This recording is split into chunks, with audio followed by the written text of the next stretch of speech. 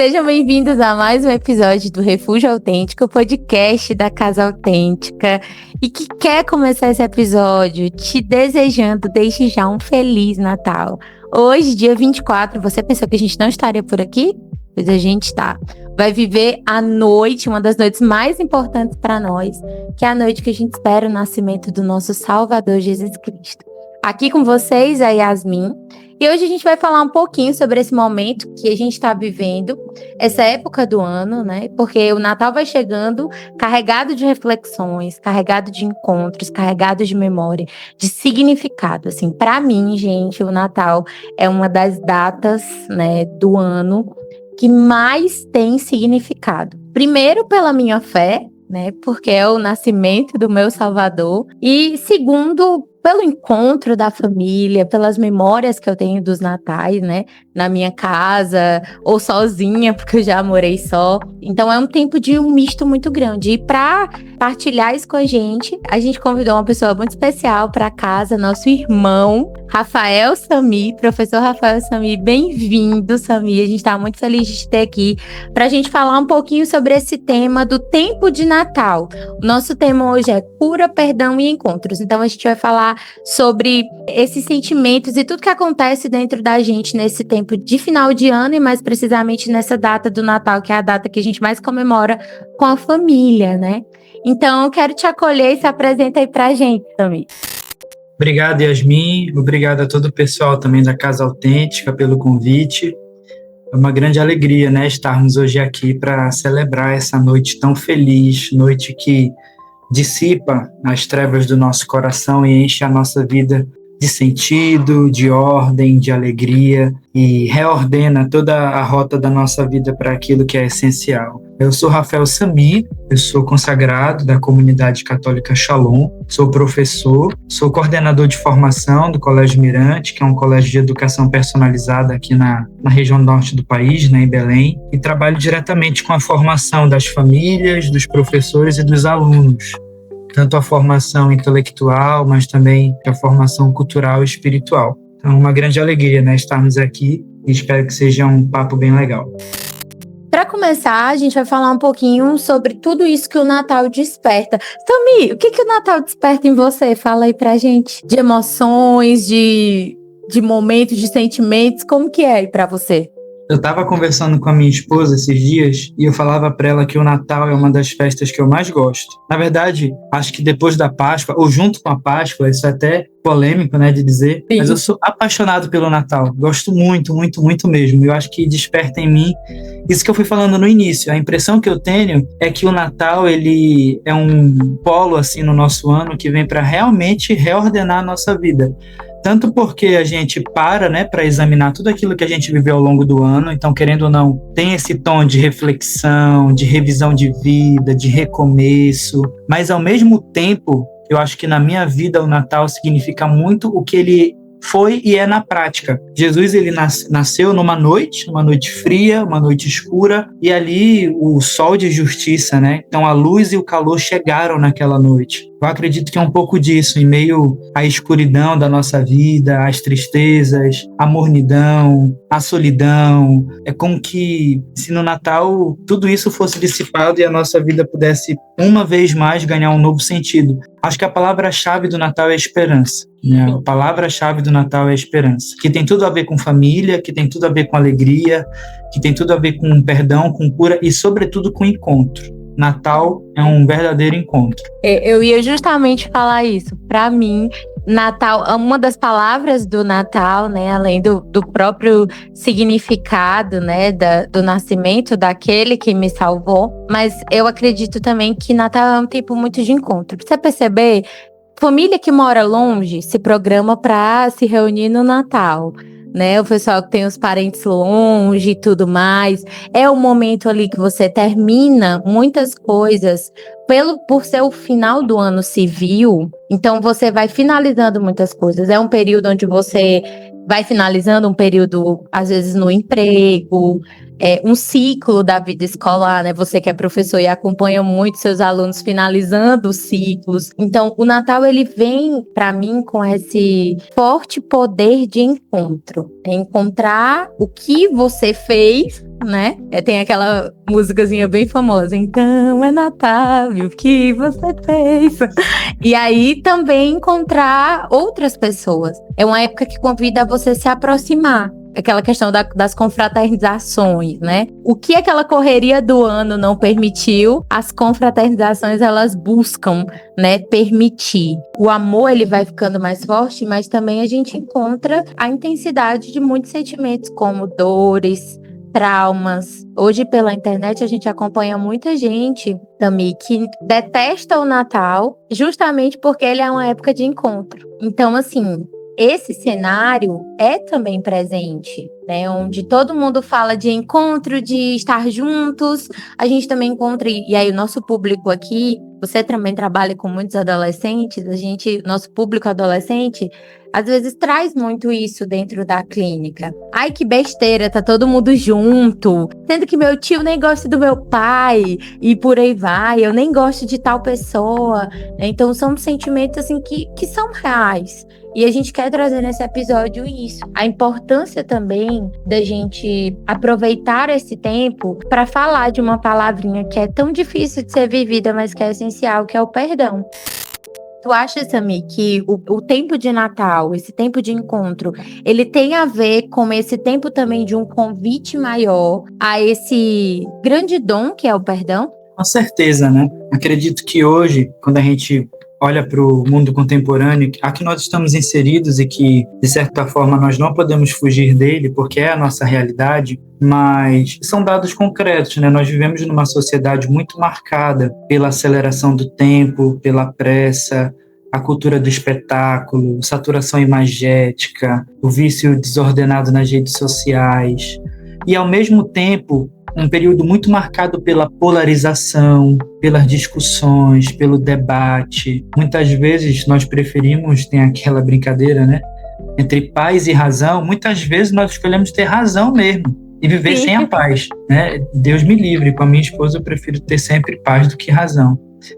Mas no Natal, que é esse tempo de recomeço e de encontro, sem dúvida nenhuma, o perdão ele se apresenta como essa grande alternativa, não só para que a gente viva esse tempo de uma maneira melhor, mas porque a gente pode olhar para numa perspectiva civil, como é que a gente vai virar o ano, como é que a gente vai, não sei, fazer metas de ano novo, se a gente continua levando coisa na bagagem, sabe? Se a gente continua com a mala muito pesada. Então, penso que o Natal, numa perspectiva humana, ele também pode ser entendido como esse período da gente viver esse certo desapego, até mesmo da nossa razão, até mesmo dos nossos gostos, daquilo que muitas vezes fala mais alto, e nos abrirmos à possibilidade de perdão, que não só deixa a nossa vida mais leve, deixa a nossa vida mais em paz, mas ao mesmo tempo nos torna mais humanos, que aqui nessa terra, né, vivendo em sociedade, nós ainda vamos nos ferir muito com os nossos amigos, com os nossos irmãos,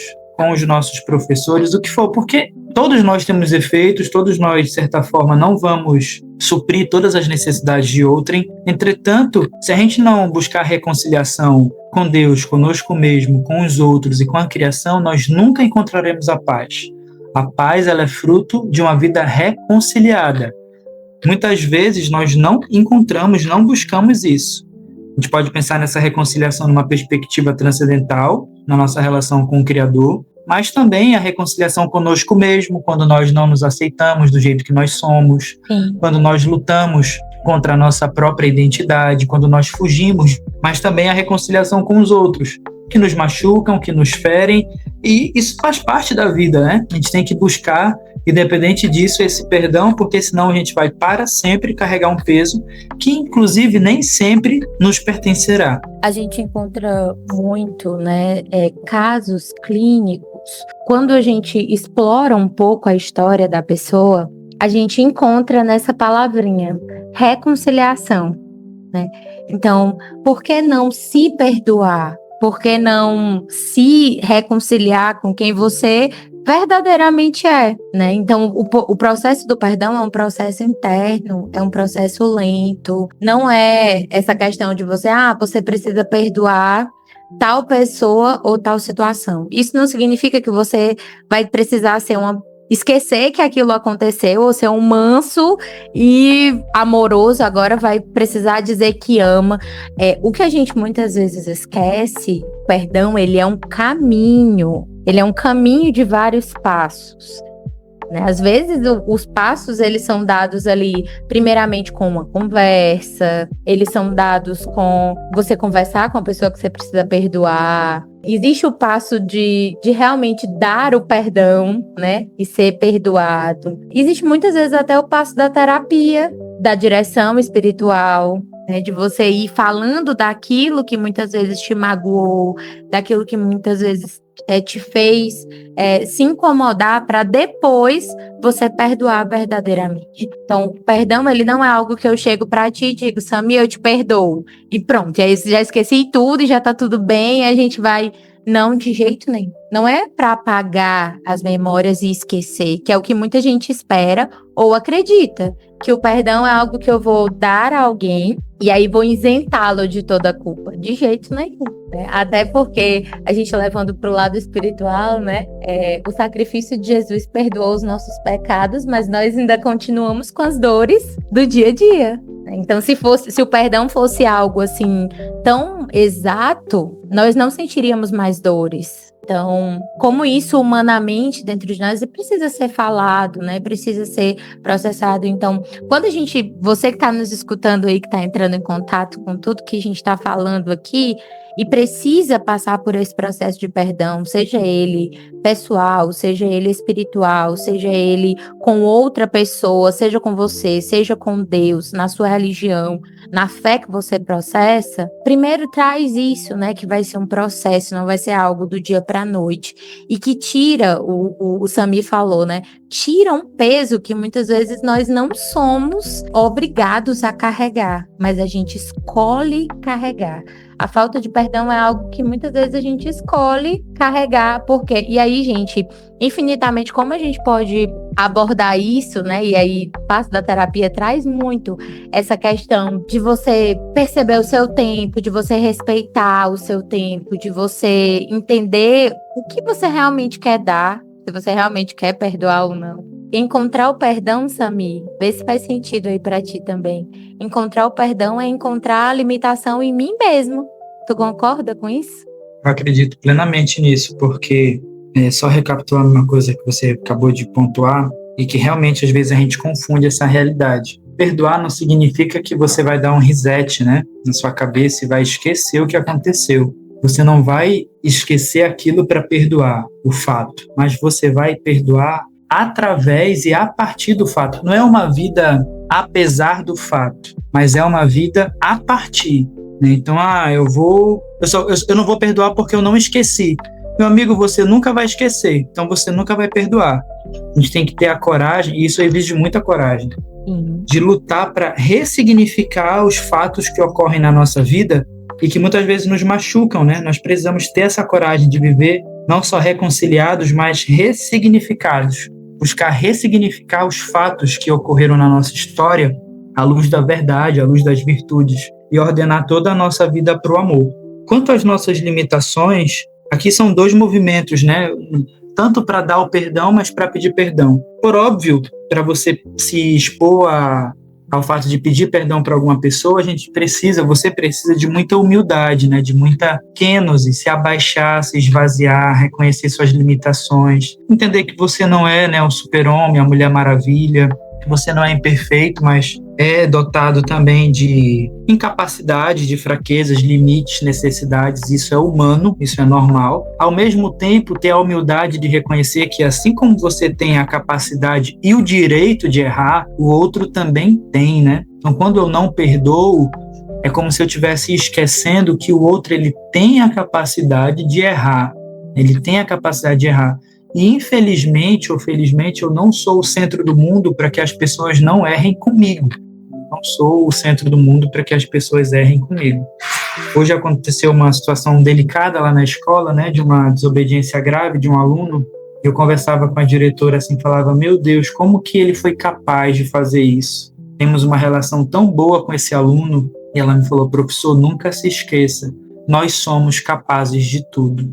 Sem a graça de Deus, eu e você somos capazes de tudo. Acho que é um pouco disso. O perdão, ele requer, sim, esse reconhecimento das nossas limitações, tanto para perdoar, mas também para pedir perdão. Para pedir perdão, humildade, e para perdoar, compaixão. E até se confunde nessa questão de, eu vou pedir perdão, então eu vou me reconciliar. Quero frisar sobre isso. Perdoar muitas vezes significa ressignificar e não reconciliar. Se você decidir, e aí eu já falei isso dentro de um atendimento, né?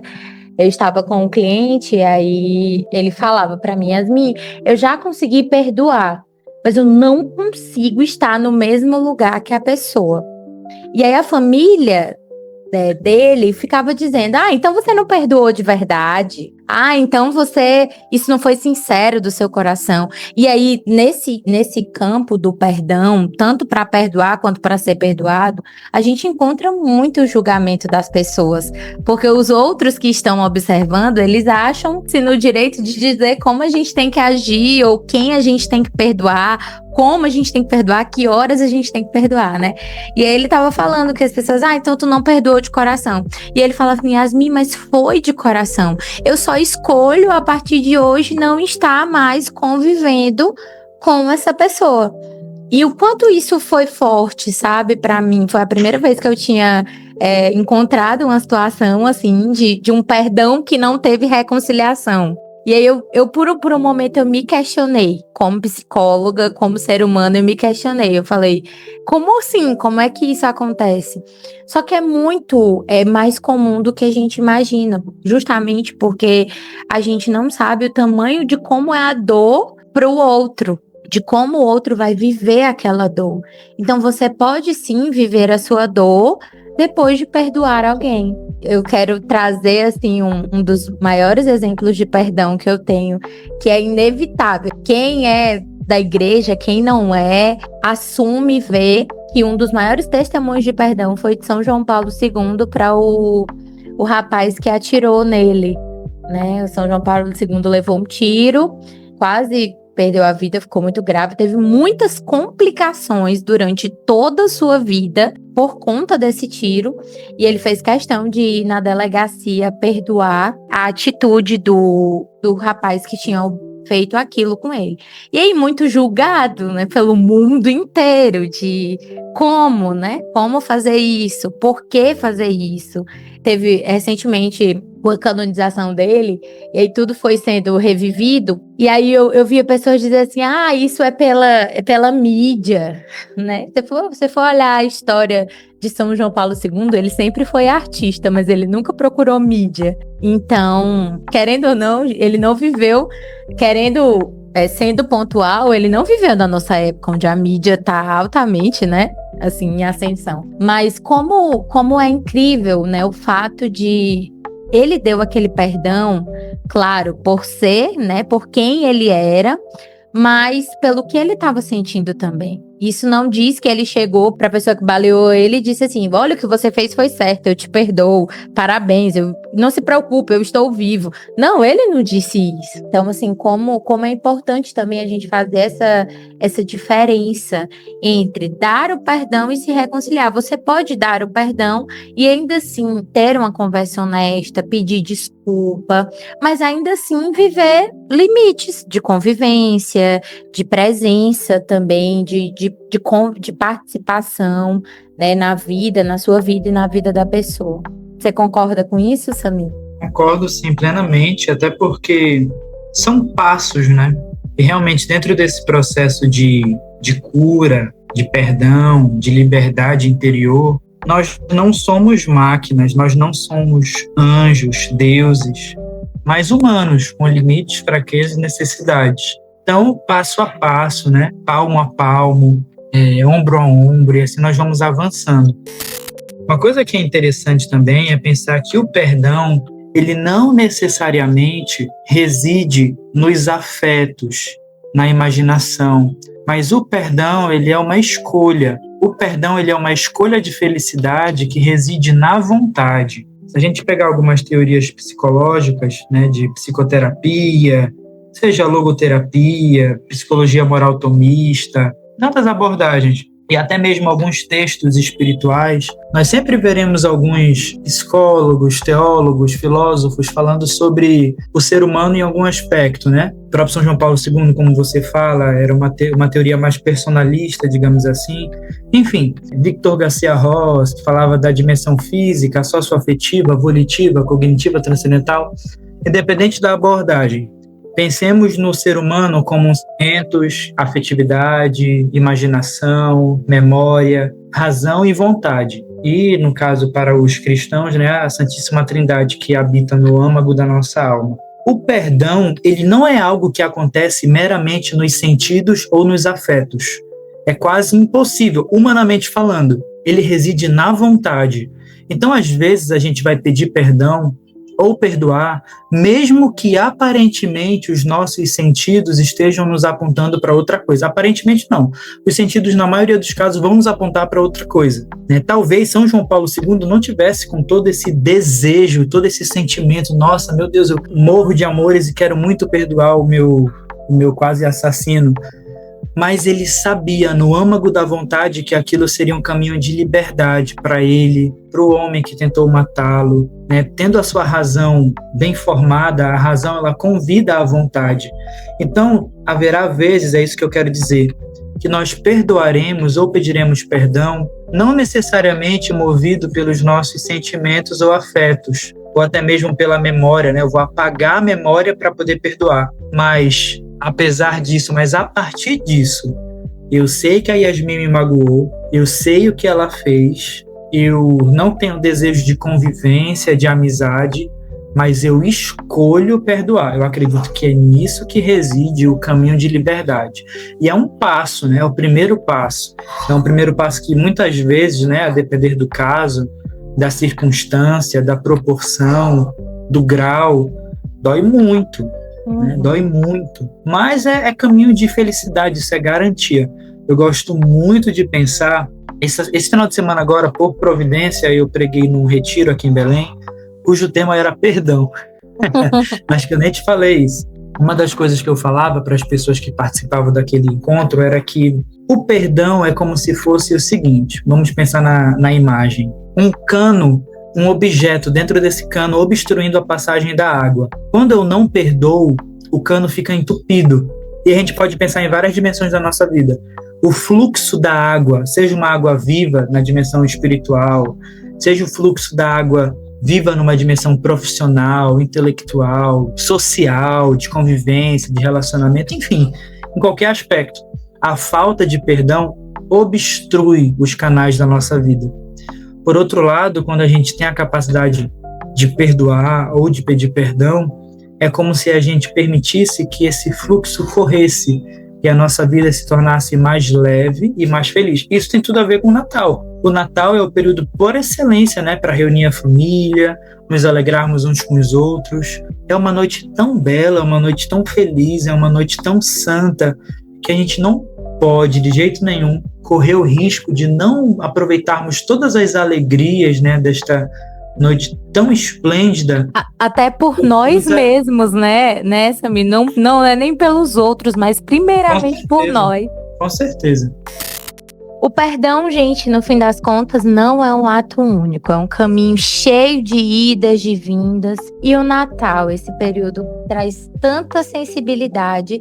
Pode ser um convite e o passo inicial, né, para esse caminho com um pouco mais de calma, de permissão, de sensibilidade também. Com você, com a tua história e também com o outro que te acompanha, que vive contigo, que precisa te dar perdão, né? Ou receber o teu perdão. A gente chega quase no finalzinho, mas antes, as sugestões da casa para você. Vou aproveitar que o Samir tá aqui, é um exímio leitor e consumidor de coisa boa, para nos dar sugestões, né, que ele tem pra gente sobre isso, sobre o Natal, sobre o perdão. Traz aí pra gente, Samir, algumas sugestões. Bom, nesse tempo de Natal, nós não temos como deixar de assistir um clássico do cinema, que é inclusive um dos meus filmes favoritos, se não o meu preferido, que é o A Felicidade Não Se Compra, do Frank Capra. A Felicidade Não Se Compra. E ele fala sobre encontro, fala sobre perdão, fala sobre redenção, mostra o verdadeiro sentido do Natal. Tenho certeza que é um filme que vale a pena assistir com a família reunida, né? Também, se você quiser assistir sozinho, prepare sua pipoca, separe seu refrigerante, faça o seu brigadeiro, seu chocolate de panela, que você vai curtir demais. E um livro muito bom também, que me marcou muito nesse sentido, é o Como Perdoar, da Ana Paula Gomes.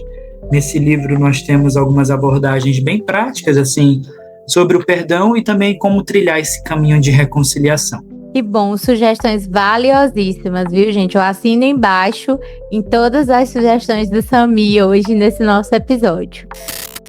Finalizando, eu quero agradecer, Sami, a tua presença, né? Gente, o Sami tem um trabalho. Fala um pouquinho do teu trabalho no Instagram, Sami, e das tuas mentorias que você tem. Fala um pouquinho aí pra gente. Obrigado. No Instagram hoje, pessoal, eu desenvolvo um trabalho voltado basicamente para a busca da virtude da ordem e a vida de estudos, né? Que seria a organização da vida, dos horários, da rotina, mas também a busca por uma vida intelectual autêntica, né? Que nem aqui a casa. Uma vida intelectual autêntica, pautada na boa cultura, tendo como pano de fundo os clássicos. Então, é um trabalho voltado sobretudo para crianças, né? No caso, aqueles que tiverem filhos, que porventura estiverem nos acompanhando, adolescentes e, eventualmente, também, com toda certeza, os pais, né? Para as crianças, eu tenho uma turma em que nós lemos e estudamos os fabulosos livros coloridos de André Lenk. São ali por volta de 40 contos de fadas que nós conhecemos e aprofundamos por semestre. E na turma Virtus, que é uma turma para jovens rapazes de 13 a 17 anos, nós estudamos a cada semestre os livros do professor Vitor Sales Pinheiro, né? Com as famílias, normalmente, é mais uma orientação educacional voltada ali para essa dimensão pedagógica e também relacionada à virtude da ordem. Então acompanhem. O Instagram é @prof.rafaelsami, SAMMY. A gente vai deixar aqui na legenda o Instagram do Sami para você conferir. A casa te agradece. A gente ama encontrar vidas autênticas. E a gente sabe, né, que a sua vida, ela busca todos os dias, ela tem essa incansável busca pela autenticidade, pela coerência, né? Então a gente agradece a tua participação, as tuas palavras, a tua contribuição. Espero te encontrar mais uma vez em outros episódios aqui do nosso Refúgio Autêntico. E deixa uma mensagem de Natal nesse dia tão ímpar para quem está nos escutando. A todos, né, que estão aqui conosco no final desse podcast, desejo que essa luz que ilumina a nossa vida e dissipa todas as trevas realmente reordene a rota da nossa vida para aquilo que é essencial e nos dê a coragem de sempre, sempre, sempre recomeçar. Feliz Natal para todos vocês. A casa te deseja um Feliz Natal. Esse seja um dia de muitas experiências, de muito encontro com você, encontro com quem você ama, encontro até com quem você não ama, mas que sejam encontros que tenham um significado dentro de você. Qualquer coisa, pode contar com a Casa Autêntica, você que está nos escutando sabe. Então, a gente deseja que você tenha esse dia tão grandioso quanto é para nós da casa que tocamos no Natal no seu sentido mais profundo. Obrigada por estar aqui com a gente, muito obrigada mais uma vez, Sami. Compartilha com alguém que você gostaria de abraçar nesse Natal, esse episódio. Pensa na pessoa, manda para ela o link do Spotify, o link do YouTube. E a gente se encontra na próxima quarta, que já é ano novo, hein? Quase, já é virada de ano. A gente se encontra na próxima quarta às 12 horas. Até lá. Tchau, tchau. Tchau. Os casos citados neste episódio são inspirados em atendimentos clínicos reais, mas os dados foram modificados para garantir o sigilo e a privacidade das pessoas envolvidas, em conformidade com o Código de Ética da Psicologia.